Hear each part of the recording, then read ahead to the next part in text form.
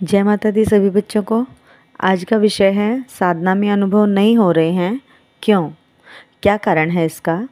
क्योंकि जो भी व्यक्ति पूजा साधना करते हैं, उनकी मनोकामना चाहे जो भी रही हो, उनकी तीव्र इच्छा यही रहती है कि उन्हें उनके इष्ट के दर्शन भी अवश्य प्राप्त हों। कौन नहीं चाहता अपने इष्ट के दर्शन? सभी को चाह होती है इष्ट दर्शन की, चाहे वह पूजा पाठ गहन ध्यान में उतरकर करने वाले बच्चे हों या फिर ऐसे ही भागते दौड़ते हुए केवल शीश झुकाने वाले व्यक्ति। सभी चाहते हैं कि उनके इष्ट उन्हें संकेत दें, अनुभव कराएं आसपास होने का। और अनुभव पाने के लिए साधक पूजा साधना के सभी नियमों को लेकर भी चलते हैं, परंतु बावजूद इसके अनुभव नहीं हो पाते हैं बहुत से बच्चों को। तो आज जानेंगे इसका कारण। हम अपने विषय पर चर्चा करें इससे पहले यदि आप मेरे चैनल पर नए हैं तो चैनल को सब्सक्राइब अवश्य करें। यदि कोई बच्चा अपनी घरेलू परेशानियों के चलते या तो आध्यात्मिक परेशानियों के कारण मुझसे पर्सनली बात करना चाहता है, सॉल्यूशन चाहता है, तो वो QR कोड स्कैन करके 501 रुपये की सेवा माँ की ज्योत की देकर स्क्रीनशॉट मेरे व्हाट्सएप नंबर 8800707049 पर दें। उन बच्चों से 2 से 4 के बीच में बात कर ली जाएगी। आइए चर्चा करें अपने विषय से संबंधित कि साधना में हमें अनुभव क्यों नहीं हो पाते। कितनी भी मेहनत परिश्रम हम अपनी साधना में पूजा में कर लें, फिर भी कहीं से भी कोई संकेत हमें हमारी साधना पूजा के दौरान नहीं हो पाते हैं। ऐसा क्यों हो रहा है? वो क्या कारण है कि हम अपने इष्ट की कृपा या संकेत अनुभव नहीं कर पा रहे हैं? हमारे इष्ट की मौजूदगी का आभास हमें क्यों नहीं हो रहा है?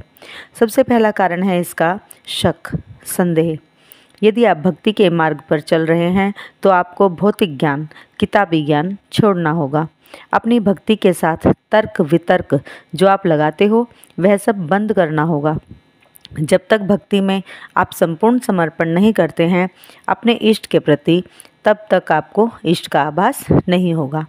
जितना आप दिमाग लगाओगे भक्ति मार्ग में, इष्ट उतना ही दूर होंगे आपके।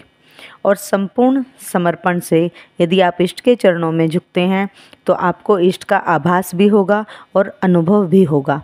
ये ठीक उसी तरह है कि एक माँ का प्रेम निश्चल निष्कपट होता है।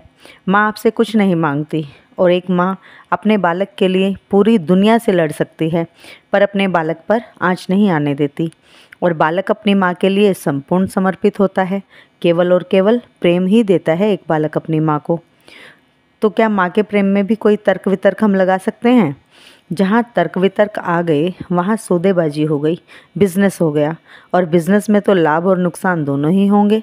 जैसे प्यासे को ही पानी के मूल का पता होता है, प्यासा हुए बिना हम पानी की महत्वता को नहीं समझ सकते। ठीक इसी तरह संपूर्ण समर्पण के बिना हम भक्ति को भी आभास नहीं कर सकते। तो यदि आपको अभी तक कोई अनुभव नहीं हुए हैं तो आप अपने आप को टटोलें कि कहीं आपके अंदर ही तो कुछ कमी नहीं है। और यदि ऐसा है तो आप ये भी समझ लें कि आपकी परीक्षा भी हो सकती है ये, कि साधक केवल अनुभव के लिए ही भक्ति कर रहे हैं। अगर अनुभव नहीं होंगे तो भक्ति करना छोड़ देंगे साधक। यदि अनुभव नहीं हो रहे और आपने साधना छोड़ दी है, भक्ति छोड़ दी है, तो ये भक्ति नहीं है, ये मोल भाव है जो कि भक्ति में नहीं चलता। कि मैंने इतना जप किया, अनुभव नहीं हुए, या मैंने ये चढ़ाया वो चढ़ाया, मेरा ये काम नहीं हुआ। अरे फिर तो तुम दुकानदारी करने निकले हो, भक्ति करने नहीं। अगला कारण है कि ये सोच कि यदि आपने अभी अभी भक्ति आरंभ की है कुछ ही समय पहले, और अभी आपने ये सोचा कि ईश्वर आपको साक्षात प्रकट होकर दर्शन देंगे, जबकि भक्ति में दर्शन से पहले, अनुभव से पहले आपके अपने प्रारब्ध भी हैं जो कि कटने हैं। आपके प्रारब्ध के साथ ही आपके ऊर्जा शरीर को भी तैयार होने में समय लगता है। आपके शरीर की, अंतर्मन की भी अभी सफाई होनी है। जो विचारों का सैलाब आपके हृदय में, दिमाग में चलता रहता है ना, उसे भी शांत करना है। यदि आपके घर में कोई ऐसी शक्ति है जो कि नकारात्मक है, उसे भी हटाना है। उसके बाद आपके आसन, आपकी माला, सभी को आपकी मंत्र ऊर्जा ही नियंत्रित करेगी और उसके बाद ही आप अनुभव कर पाओगे। इतना सब करने के लिए आपको कितने मंत्र जाप, कितनी भक्ति की आवश्यकता है, ये शायद आप जानते भी नहीं हैं। साधना आपके और ईश्वर के मध्य में संचार का काम करती है।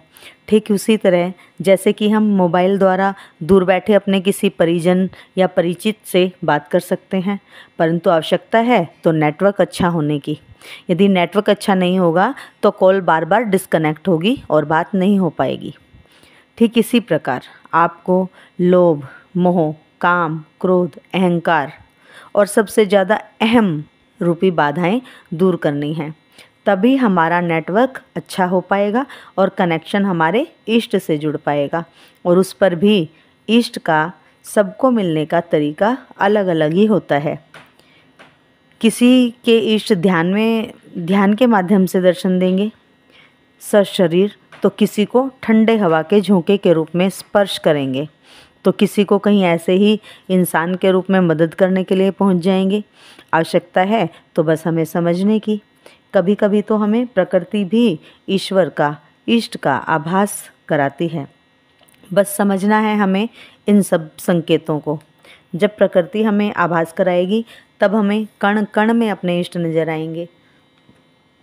और ये 100% सत्य है, शाश्वत सत्य है कि प्रकृति जब हमें आभास कराती है ना हमारे इष्ट का, तो कण कण में महसूस करते हैं हम अपने इष्ट को, कण कण में नज़र आते हैं हमें अपने इष्ट। परंतु ये हर किसी को आभास नहीं होता है।